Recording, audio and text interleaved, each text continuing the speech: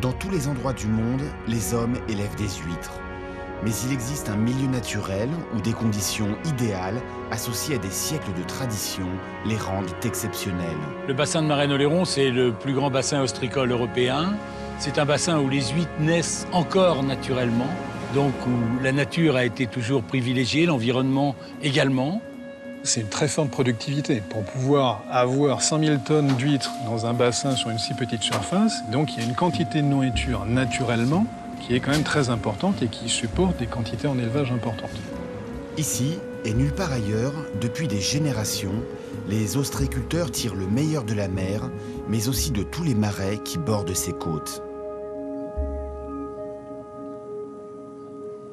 Les hommes ont mis plusieurs siècles à façonner ce paysage, tout en préservant cette nature qui sait se montrer reconnaissante.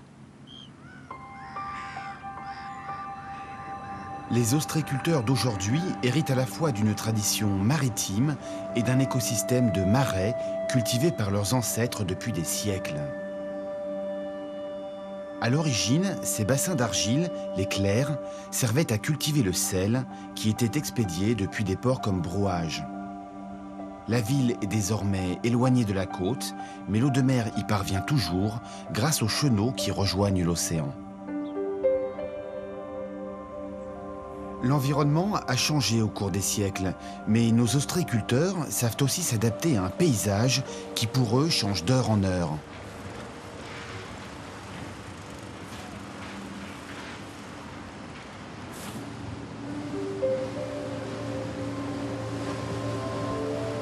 La marée constitue le phénomène le plus impressionnant. Quand elle descend, il lui suffit de quelques heures pour vider le bassin.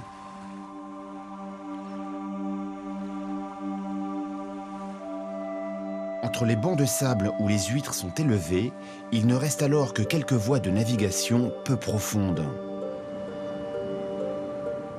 À marée basse, les ostréiculteurs peuvent travailler dans les parcs.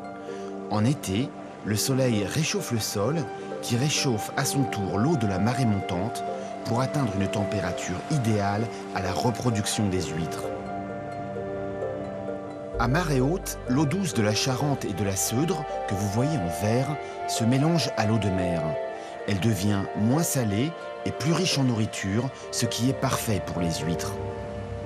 Ces rivières, comme la Charente et la Seudre, ont un bassin versant, c'est-à-dire une zone dans laquelle elles collectent toutes les précipitations, la pluie qui tombe sur la terre, qui érode le territoire et emmène avec elle des sels nutritifs. Tous ces éléments nutritifs vont être la cause de la production de phytoplancton qui font la nourriture de l'huître. Au microscope, on peut observer la magie de tous ces organismes qui forment la vie et la richesse de cet environnement. Le flux des marées facilite le déplacement de nourriture en suspension tout en remuant le sol chargé de nutriments. Les ostréiculteurs vivent en exploitant au mieux toutes ces conditions naturelles idéalement réunies. En plus de leur excellente connaissance du milieu, ils sont aidés par des scientifiques et autres spécialistes pour veiller à la bonne croissance des huîtres. On va commencer à suivre les paramètres de température et de salinité pour savoir quand ces larves vont pouvoir se développer. On va suivre ensuite ces larves, on va filtrer de l'eau de mer. Pendant la période de reproduction, les scientifiques du CREA suivent les émissions de larves dans les différents secteurs du bassin. Ils surveillent également la température et la salinité de l'eau, deux facteurs déterminants pour la reproduction. On va observer les prélèvements, on va différencier les différentes tailles et on sait que si on a une bonne évolution des larves, des petites vers des grosses, on va avoir un captage d'huîtres qui risque d'être intéressant si les conditions du milieu sont intéressantes. Le bassin de Marennes-Oléron est un de ces écosystèmes les plus suivis au monde. Depuis plus de 30 ans, l'Ifremer engrange et actualise des données dans un but de compréhension et de conservation du milieu. En testant fréquemment l'eau du bassin, les chercheurs étudient également la santé des huîtres. C'est une mission vitale pour une activité impressionnante. Le bassin compte 3000 hectares de parcs à huîtres, répartis en 20 000 parcelles que se partagent 1 millier d'entreprises. la production ostréicole rassemble des milliers de personnes tout au long de l'année. Des chercheurs prélèvent des huîtres à chaque étape de l'élevage, puis ils analysent leur poids de chair et l'harmonie de leur croissance, depuis les parcs jusqu'à l'affinage en clair.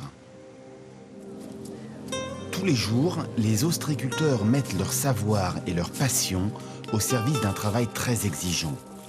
En retournant les poches, on fournit des conditions égales pour toutes les huîtres et on évite la prolifération des algues.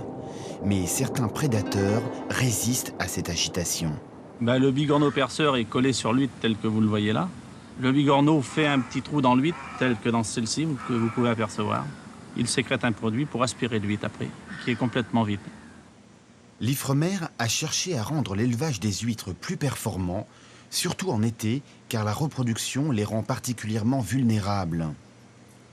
L'huître des 4 saisons est un des fruits de cette recherche.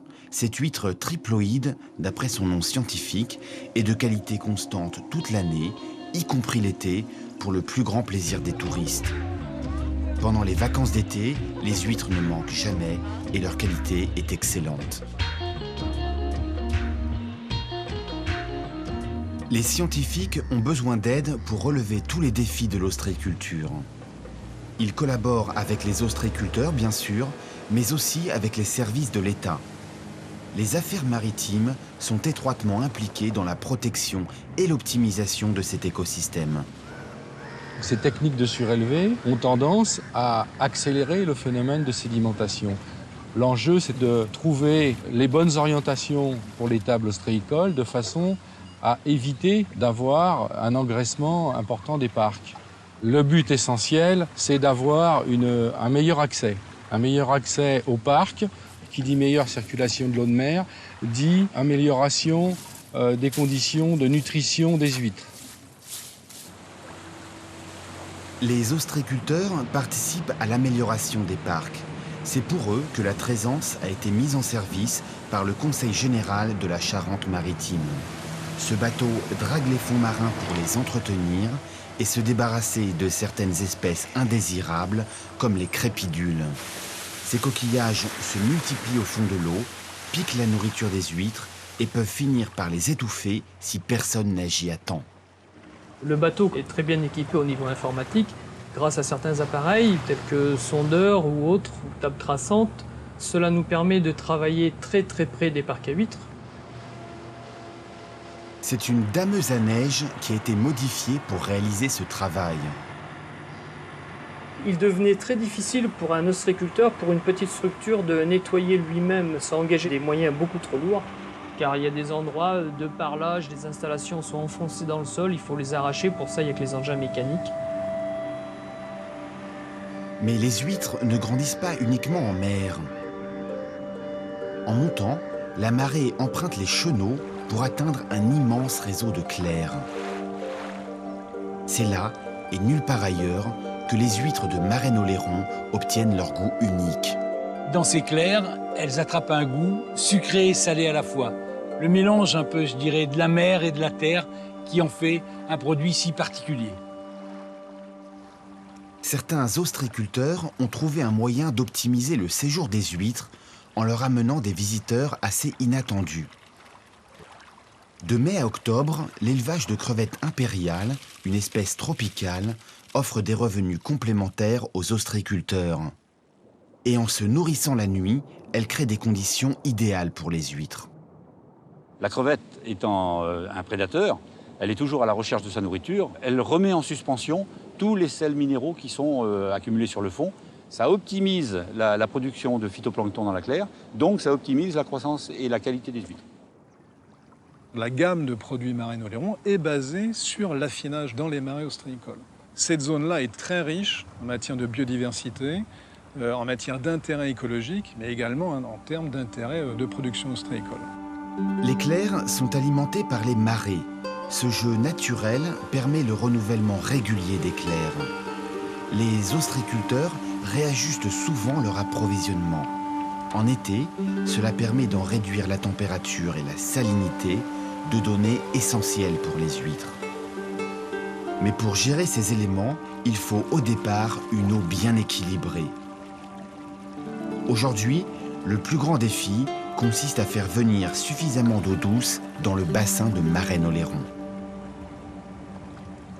La conchyliculture se situe en bout de course en termes d'usage de l'eau douce. Il y a besoin d'une très bonne coopération entre ce qui est zone côtière et ce qui est bassin versant. Depuis des siècles, ce sont les hommes qui ont façonné ce paysage. D'abord pour cultiver le sel, aujourd'hui pour les huîtres. Un écosystème unique est né de ce travail. Les paysages de Clères hébergent aujourd'hui cette biodiversité étonnante, avec une faune et une flore abondantes. Nos parents nous ont confié un territoire. Ce territoire, on en est fiers, on fait un beau métier. Il faut que ce territoire, on puisse le rendre à nos enfants comme il était.